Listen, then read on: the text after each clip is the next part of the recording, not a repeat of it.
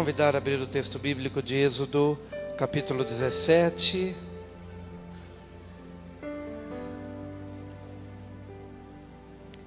Êxodo 17, a palavra de Deus diz assim: Tendo partido toda a congregação dos filhos de Israel do deserto de Sim, fazendo suas paradas, segundo o mandamento do Senhor, acamparam-se em Refidim, e não havia ali água para o povo beber.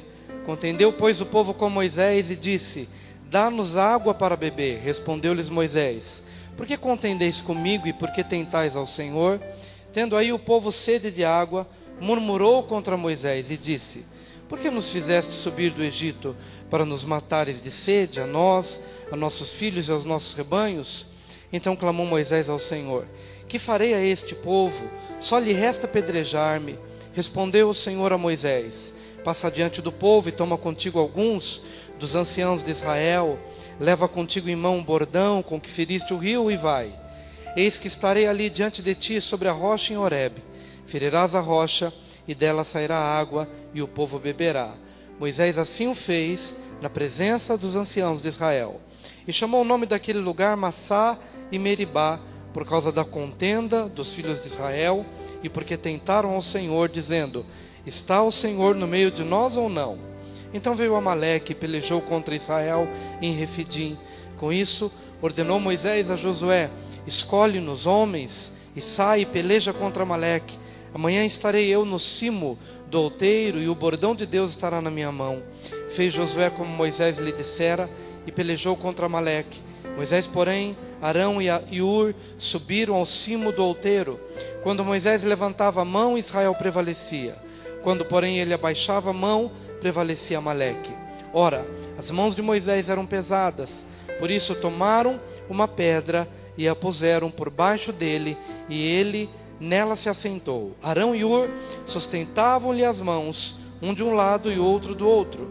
Assim lhe ficaram as mãos firmes até o pôr do sol. E Josué desbaratou a Amaleque e a seu povo a fio de espada.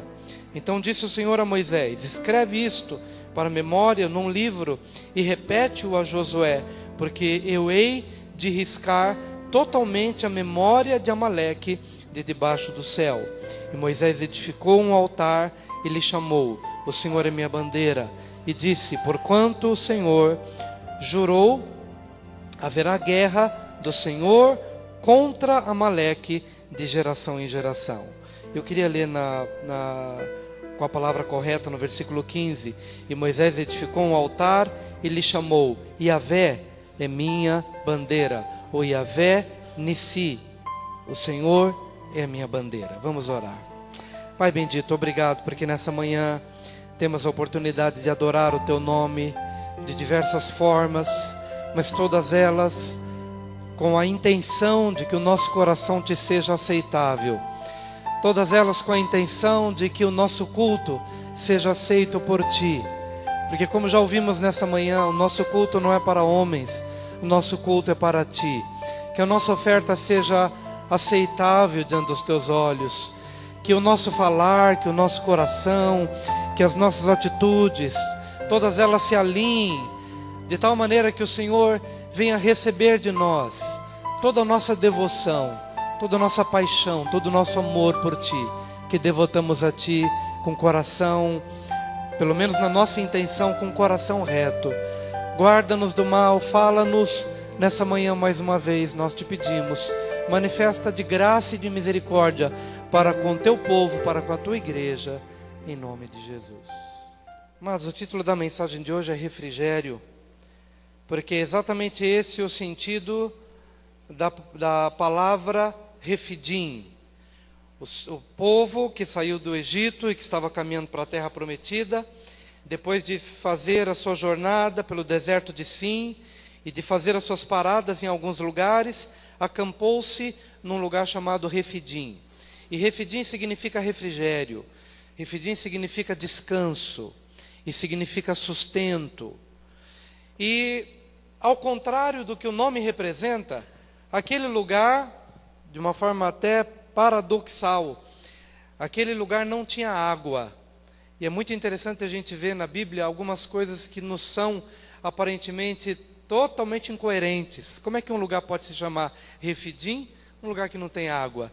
Um lugar onde você tem milhares de pessoas, animais, crianças, idosos, pessoas com a necessidade básica da água, que é o básico dos básicos, que não tenha nada, mas que tenha água. Naquele lugar não tinha nem água para beber. No entanto, aquele lugar se chamava Refidim. Eu acho muito interessante quando a Bíblia usa desses paradoxos, justamente para nos mostrar a realidade da nossa vida. A falta de água representa qualquer coisa que falta na sua vida. A falta de água representa qualquer lugar hostil. A falta de água, ou este lugar onde eles pararam, representa qualquer coisa que, humanamente falando, não funciona, não dá certo. E naturalmente traria desconforto, traria pesar, traria insegurança. Pois bem, esse Refidim, esse lugar que se chama refrigério, descanso, sustento e repouso, era justamente o lugar onde não tinha água para beber. E eu acredito que Deus quer nos ensinar a transformar os lugares e os ambientes hostis nos quais vivemos e por onde nós passamos em Refidim. Porque Refidim representa uma realidade ou uma verdade espiritual. Mas a falta de água representa o nosso dia a dia, representa as nossas impossibilidades, aquilo que nos é hostil, aquilo que nos afronta, que nos angustia, que nos deixa tensos, que não nos deixa dormir, na preocupação do dia seguinte. A falta de água representa o medo, a insegurança de não dar certo, de não haver provisão, de não haver porta, de não haver amor, de não haver carinho, de não haver nada que tanto esperamos. Mas Refidim é uma verdade espiritual. E nós precisamos, através da palavra de Deus, trazer Refidim, que é uma verdade espiritual, para o nosso dia a dia. Precisamos trazer Refidim, que é uma verdade em Deus, que é um tesouro precioso escondido em Deus, e que a gente vai aprendendo a fazer dos nossos desertos de cada dia um Refidim, um lugar de refrigério, um lugar de provisão e um lugar de descanso. Qual que é a ponte entre essa verdade espiritual e a realidade do dia a dia? Como construir essa ponte? Como trazer Refidim para ser uma verdade no nosso dia a dia? A Bíblia diz no versículo 2: contendeu, pois, o povo com Moisés e disse: dá-nos água para beber. Respondeu-lhes Moisés: por que contendeis comigo? E por que tentais ao Senhor? Meu querido, para que Refidim possa ser uma verdade na sua vida, você precisa conservar o espírito correto. Diga isso para o seu vizinho: você precisa conservar o espírito correto. Diga isso para ele.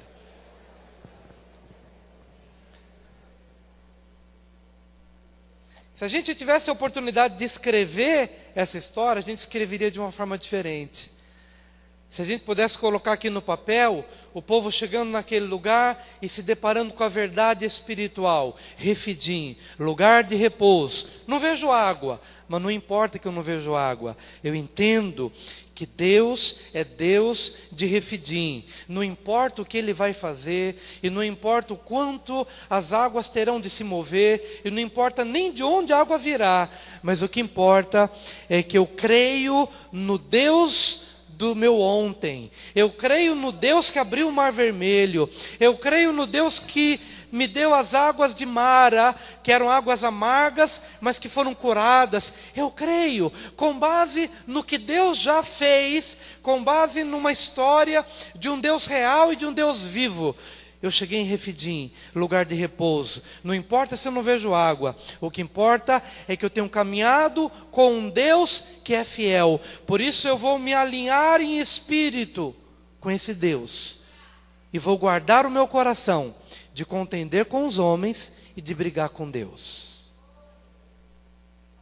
Essa é uma chave espiritual para a sua vida, meu irmão. Porque Refidim é uma verdade espiritual, mas ainda não o é na prática. E você tem que fazer Refidim acontecer na sua vida todo dia que você sai da cama e que você põe o pé para viver. Hoje vai ser Refidim. Você tem que criar uma ponte, você tem que fazer acontecer Refidim na sua vida. E esse refidim começa a acontecer através de uma atitude de coração. Quando as coisas não funcionam, a gente tem uma tendência tanto de brigar com as pessoas, quanto de quebrar a nossa relação com Deus. E o povo faz justamente isso. Ele contende com Moisés. Sabe quando a gente já... Isso pode ser comum na sua vida ou na minha vida, mas a gente tem que se esforçar, para manter o espírito correto. Nós temos uma tendência de discutir, temos uma tendência de brigar, temos uma tendência de falar aquilo que a gente não deve falar. A gente tem uma tendência de se desesperar no coração e começar a achar culpados. Como povo que diante da ausência de água, a quem eu vou culpar? O primeiro é Moisés, então vamos lá. E começa a descer a lenha. E a gente vai alimentando um espírito amargo, um espírito de contenda, de tal maneira que de Refidim, aquele lugar se transforma em Massá e Meribá. Massá significa contenda, e Meribá significa tentar. Ou seja, contendo com os homens e tento a Deus. Transforma o Refidim, que seria um lugar de refrigério, em um lugar de contenda e lugar de tentação. Meu amado, quantas vezes Deus intentou para você, aos primeiros vislumbres do sol, do raiar do sol, Ele projetou para você um dia abençoado, um dia de provisão e um dia de milagre. Mas chega um dia, chega no final do dia, o dia que seria Refidim, termina Massá e Meribá. E se olha para trás, você começa a perceber, interessante, hoje eu tinha uma impressão que o dia seria maravilhoso, mas o dia terminou e eu briguei com fulano, eu briguei com Beltrano, eu me revoltei contra Deus, eu não entendi a vontade de Deus, eu não compreendi o plano dele. O dia tinha tudo para ser Refidim, mas terminou Massá e Meribá. Contenda e tentação. Contenda e tentação. E é nesse lugar de contenda e tentação que vem Amaleque. E a gente não entende por que às vezes Amaleque se levanta. Porque Deus intenta Refidim, mas nós transformamos em contenda e tentação. Então, meu querido, você e eu precisamos a cada dia, num exercício espiritual, num exercício de fé e num exercício de vida cristã, conservar o espírito correto. Não vejo saídas, mas eu vou esperar. O Deus que foi comigo ontem, o será hoje. O Deus que me alimentou ontem, me alimentará hoje. O Deus que sustentou a minha casa, minha família, ou permitiu algumas coisas que aos meus olhos foram ruins, mas foram para a minha disciplina, para a minha correção, ou até mesmo porque eu tentei a Ele sem saber. E chamei contenda e tentação para a minha vida, e fui lapiado com os açoites dos homens, mas por amor que Deus tinha por mim, Ele permitiu que eu fosse açoitado, para eu crescer, para eu deixar de ser menino, para eu deixar de ser criança, para eu ser maduro. Mas todas essas coisas contribuíram para o meu bem, contribuíram para a minha maturidade. Mas eu preciso compreender, queridos, nessa manhã, em nome de Jesus, não só nessa manhã, mas a cada dia, eu preciso acordar a cada dia e saber que eu terei talvez um leão grande para enfrentar. Mas eu preciso guardar o meu coração para ter uma atitude correta, para não contender com as pessoas e para não tentar a Deus. Manter o espírito correto. Conservar um espírito correto. Conservar um espírito correto em relação às questões horizontais, as pessoas que me cercam. Contar até 10 antes de você esbravejar com alguém. Contar até 10 antes de você ser tentado a ferir alguém. Contar até 10, pensar, trazer o teu coração sob domínio, trazer os seus impulsos da alma sob domínio, submeter o seu ímpeto à vontade de Deus, ao querer de Deus, trazer sob sujeição. Porque um homem sem domínio é como uma cidade sem muros. Uma pessoa que não domina a sua língua, uma pessoa que não domina seus impulsos, é como uma cidade desprotegida, sem muros. Qualquer pessoa pode entrar a qualquer hora, manhã, tarde, noite, invadir e fazer uma arruaça lá dentro. Porque uma pessoa que não se domina, uma pessoa que não tem domínio, é como uma cidade sem muros. Você precisa conservar o espírito correto. Não tem água? Espera mais um pouco. Não tem respostas? Aguarde mais um pouco. Substitua a atenção por um momento de gratidão. Seja grato. E se você morrer naquela ocasião, morra agradecido. Feliz pelo tempo de vida que Deus lhe deu. Alimente a sua alma e o seu espírito de tal maneira que você esteja em linha com o que é amor, com o que é alegria, com o que é a paz, com o que é bondade, com o que é benignidade, com o que é longanimidade, com o que é mansidão, com o que é domínio próprio, com o que é fidelidade. Mantenha o espírito correto. Em meio, queridos, a essa situação de ausência de água, e que o povo começou então a contender com Moisés e tentar a Deus. Contendeu com os homens e tentou a Deus. Sabe o que é tentar a Deus? É provocar a Deus. E nós somos muito tendentes a tentar a Deus quando o nosso espírito está errado. Vamos ver se Deus é Deus mesmo. Vamos ver se Deus faz mesmo. Em primeiro lugar, Deus não precisa fazer nada por mim nem por você. Então, quando eu quero obrigar a Deus a fazer alguma coisa, eu já estou no espírito errado. Eu estou tentando a Deus porque Ele não precisa fazer nada. E não precisando fazer nada, Ele já fez tudo. Mas quando temos o espírito errado, nós achamos que Deus tem a obrigação de nos servir. E então chegamos no deserto, o diabo diante de Jesus: por que você não pula do pináculo? Porque está escrito que os anjos te susterão. E Deus diz: arreda do pé de mim, Satanás, não tentarás o Senhor teu Deus. Em outras palavras, Deus não tem obrigação. Se eu pego o carro, eu sei que eu tenho um limite de velocidade, e eu pego o carro e ultrapasso o limite dizendo: Deus tem a obrigação de me guardar porque eu sou filho do rei. Mesma coisa que fazer conta para Deus pagar. Isso é tentar a Deus. Isso é tentar a Deus. Deus não tem obrigação de fazer. Isso é tentar a Deus. Amém, queridos?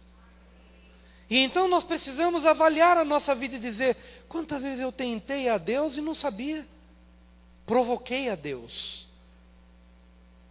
E se Ele me socorreu, foi na graça e na misericórdia dEle. Porque eu sou meio cabeça dura, e você também é. Mas Ele com amor nos conduz. Mas o grande problema é quando a gente não vê a nossa insensatez e acha que Deus tem que ficar nos amparando nas nossas loucuras. E tentamos a Deus. Não respeitamos as leis da natureza, e não respeitamos as leis espirituais, e achamos que Deus tem que nos abençoar, mesmo quando a nossa vida se torna um inferno, porque nós mesmos provocamos o inferno. E achamos que Deus tem que nos socorrer, e claro que Ele nos socorre por causa da bondade e misericórdia dEle, mas quando estamos no espírito errado, achamos que Ele tem a obrigação de fazer uma coisa e outra. Por que vocês contendem comigo? E por que vocês tentam a Deus? Olha como vocês estão desunidos, cheios de contenda, de ira, cheios de ingratidão em relação a Deus, vazios de discernimento acerca do que Ele já fez e do que Ele já é, e ainda querem ser abençoados por Ele. Por que vocês tentam a Deus dessa forma? Como não tentar a Deus? Arrependendo-se, sendo humilde e entendendo que Deus não tem obrigação de fazer nada, e se Ele faz como Ele já fez, é única e exclusivamente por causa da sua bondade, da sua graça, do seu prazer em nos socorrer. E então quando a gente olha para isso, o nosso coração se transforma de murmurador para um coração grato. E é esse espírito, querido, é esse espírito, quando você entende que Deus não tem obrigação, mas Ele faz por amor, e então você entende: Deus, eu realmente não merecia essa água, eu merecia morrer no deserto, mas na Tua graça, eu sei que o Senhor fará alguma coisa, então eu espero, eu descanso, e eu já louvo, e eu te agradeço, e eu te bendigo. Perdoa-me, porque talvez esteja hoje colhendo resultado das minhas tentações do passado, mas na Tua graça o Senhor me estende a mão, porque refidim também significa estender. Refidim significa refrigério, refidim significa estender, é o estender do braço misericordioso, que nós não merecemos, mas que Ele estende. Mas a gente é especialista em transformar refidim em Massá e Meribá. Mas Deus pode transformar o Massá e Meribá na sua vida em refidim, se você voltar ao Espírito, se você se arrepender e se voltar para Deus de todo o seu coração, em humildade e acima de tudo em gratidão. Gratidão. Ele vai transformar. Em nome de Jesus. Meu querido, você deve entender, e eu também preciso entender hoje, que o refrigério se encontra em uma pessoa. Por que Refidim era Refidim? Porque estava próximo aos rochedos de Horebe, de onde verteriam as águas para mitigar a sede do povo. Refidim é Refidim por causa da rocha. Refidim é Refidim por causa da pessoa que essa rocha representa. E essa pessoa se chama Jesus Cristo de Nazaré.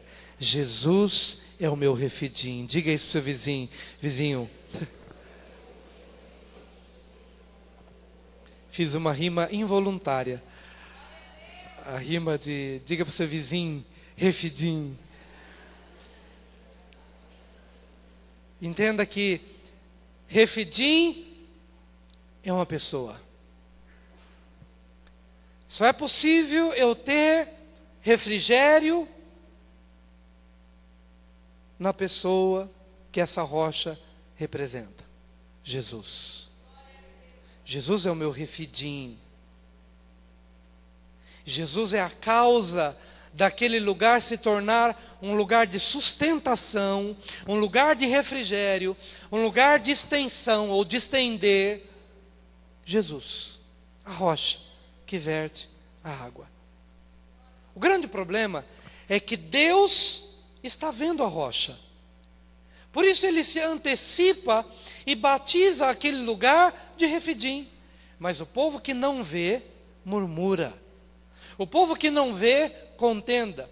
E o povo que não tem uma afinidade com essa rocha, com essa pedra viva que os acompanha no meio do deserto, conforme a palavra em Romanos ou Hebreus, a rocha que acompanha, a água viva que os acompanha pelo deserto. O grande problema, queridos, é quando a gente não vê a rocha, e não bebe das águas da rocha, e não caminha com a rocha, e não conhece a rocha, e não vai encontrar a esperança que essa rocha representa. E essa rocha é uma pessoa, e essa pessoa se chama Jesus Cristo de Nazaré.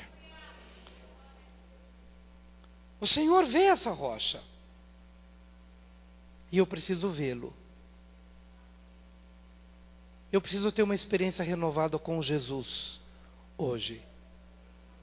Talvez o que eu esteja falando aqui seja o básico dos básicos que você sempre ouve, mas esta será uma grande chave espiritual para qualquer coisa que você fizer na sua vida.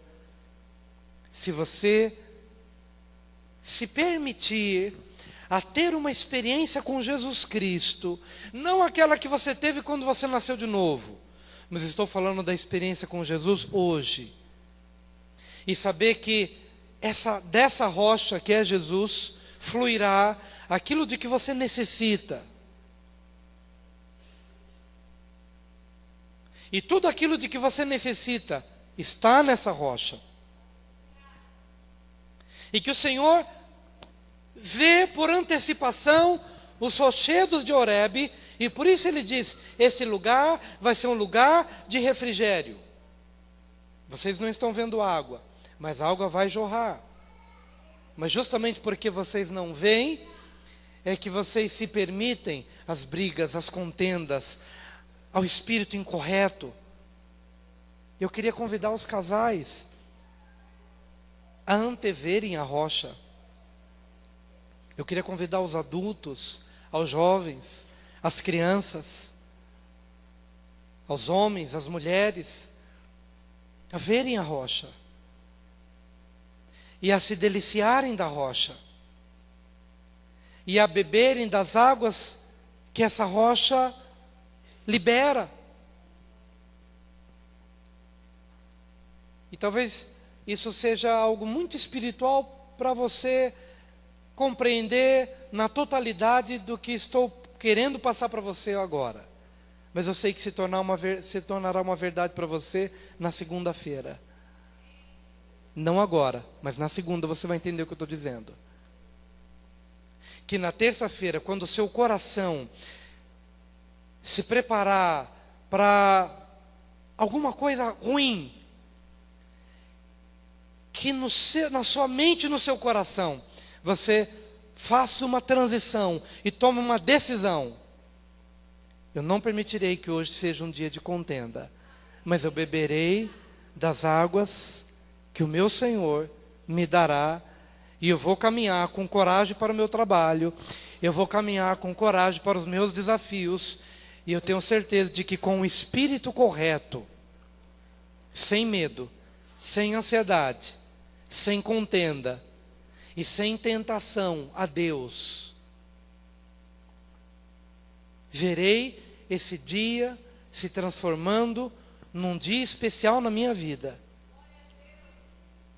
E na prática, beberei das águas que essa rocha libera.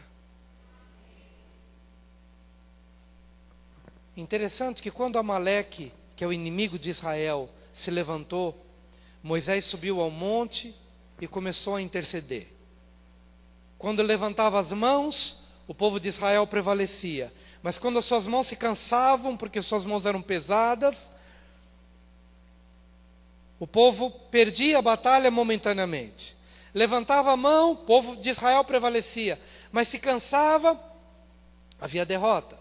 Arão e Hur estavam de um lado e de outro e tiveram uma ideia. Vamos colocar uma rocha, uma pedra, e vamos colocar Moisés para descansar nessa pedra.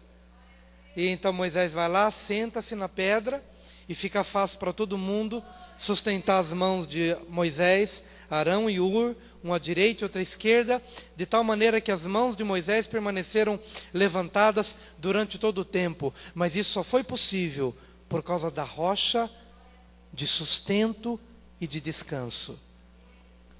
Refidim é um lugar de refrigério por causa da rocha. A rocha verte água para o povo beber, e a rocha provê descanso em meio às lutas. Cristo é o teu descanso. Cristo é o teu descanso. Cristo é o teu refrigério. Cristo é a tua esperança. Cristo é a tua fonte. E Cristo é a tua pedra de apoio. Ebenezer, até aqui o Senhor nos ajudou. Ebenezer, o lugar no qual nós sentamos, e em meio à guerra ferrenha que se trava no vale, mas eu estou repousado numa pessoa. Cristo é minha rocha. Cristo é a minha água. Cristo é o meu refrigério. E não há outra coisa para dizer a não ser que você precisa ter uma experiência renovada com essa pedra na qual você senta, e com esta pedra da qual verte água para todos os momentos da sua vida. O segredo de Refidim está na rocha. Ontem vi rapidamente na televisão uma mulher cuja filha estava com câncer.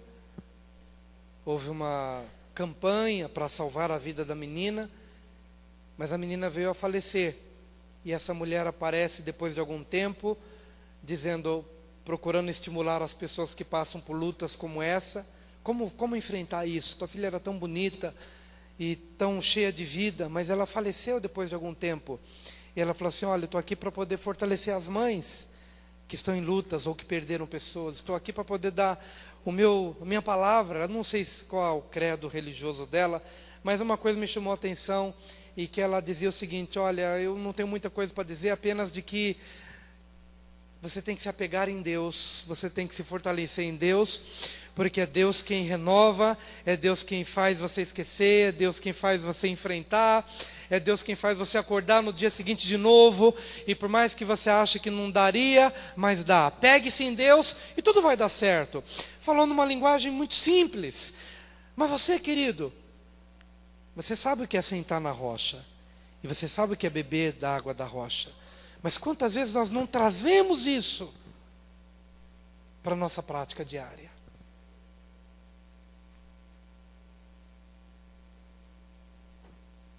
Quero que você pense nisso.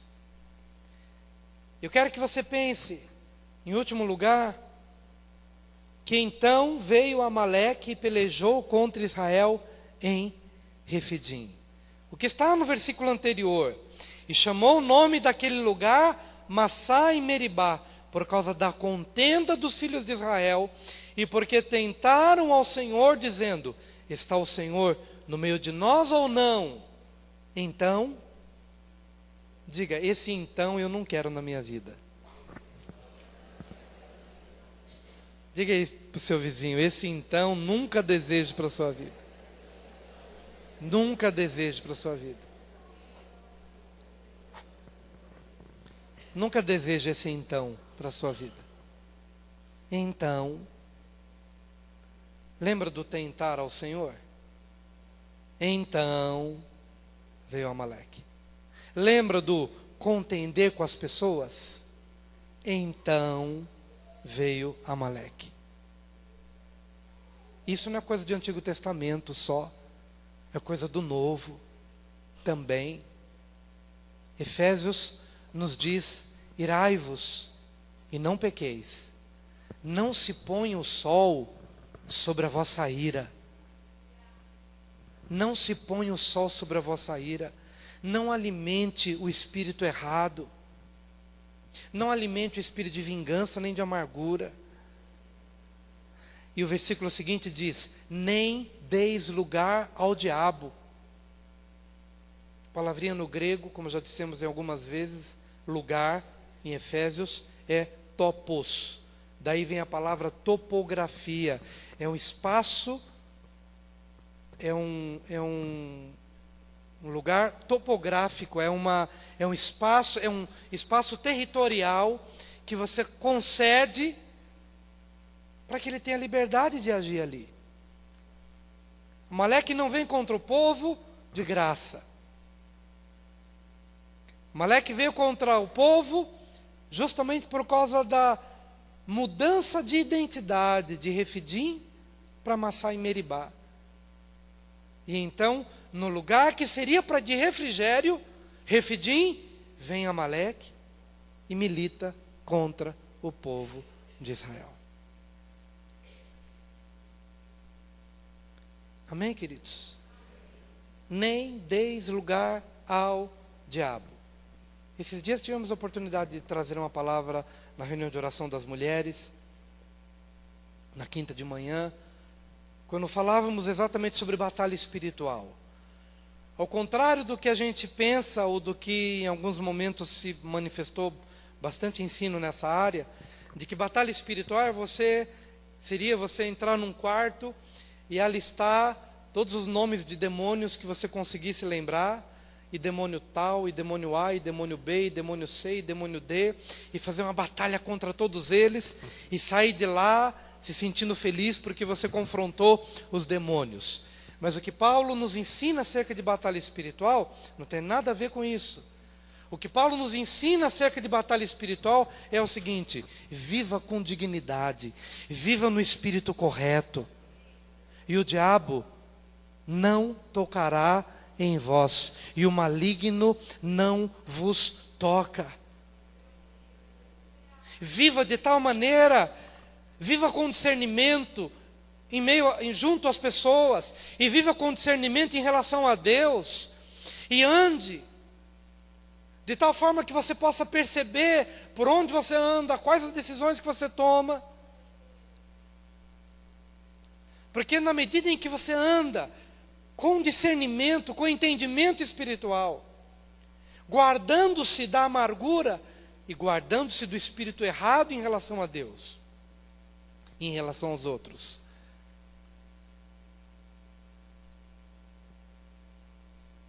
o Senhor lhe guardará a sua entrada e a sua saída, e bendito você vai ser na cidade, bendito você vai ser no campo. Andar com discernimento,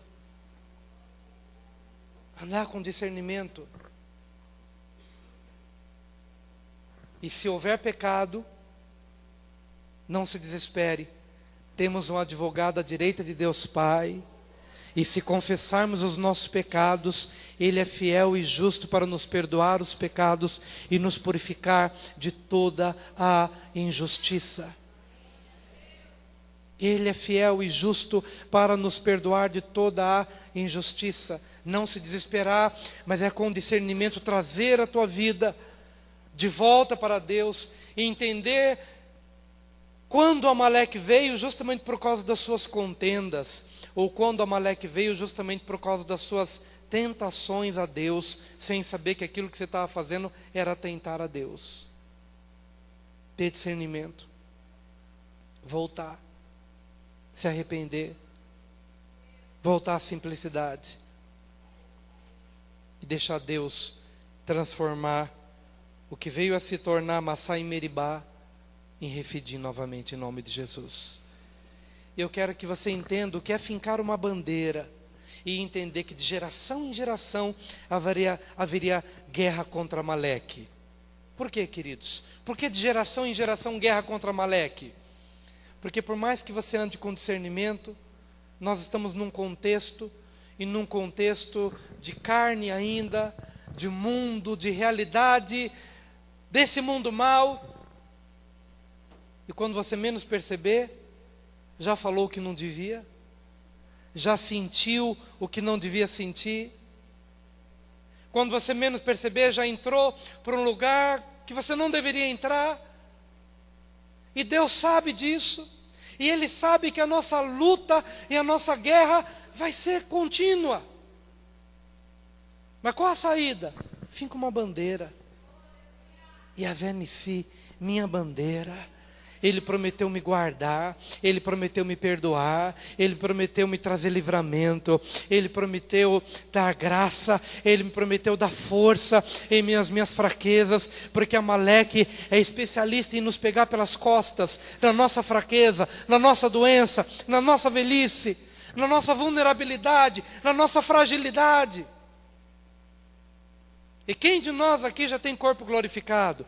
Quem de nós aqui pode dizer que está totalmente isento da ação do pecado, ou isento da ação das tentações? Quem de nós pode dizer, como Paulo diz, e para estas coisas, quem é idôneo? Quem chegou à maturidade plena? Quem chegou a um estágio de se ver totalmente imune a estas coisas? Quem de nós? Quem é idôneo? Nenhum de nós. É por isso que nós precisamos fincar uma bandeira. Yahvé Nissi, o Senhor é minha bandeira. Eu sei que haverá luta entre o espírito e a carne até o final. Eu sei que haverá uma luta entre a luz e as trevas até o final. E não acaba hoje. Por mais que você ouça essa palavra e se sinta estimulado amanhã a acordar com o espírito correto, E vá adiante na sua disposição, porque é isso mesmo que Deus quer que você tenha e faça. Mas saiba que a luta vai continuar. E num descuido. Amaleque está ali. Mas eu não vou olhar para Amaleque, eu vou olhar para a bandeira. E a Nissi, ele é minha bandeira. Ele é minha bandeira. Ele prometeu estar comigo todos os dias, até a consumação dos séculos. Em nome de Jesus. Aleluia.